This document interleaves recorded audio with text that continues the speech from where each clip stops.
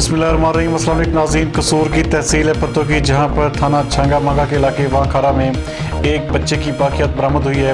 Police और अहले इलाका बाकी बाकियात ढूंढने में मसरूफ़ हैं। हमारे district bureau chief Mohammad Aleem के मुताबिक गांव वाले गांव का कूड़ा करकट इकट्ठा करके एक मखसूस जगह पर फेंकते थे कि आज गांव वालों को बच्चे की बाकियात पर नज़र पड़ी तो अहले इलाका ने पुलिस को इतला दी, जिस पर पुलिस ने फौरी मौका पर पहुंचकर कार्रवाई का आगाज़ कर दिया।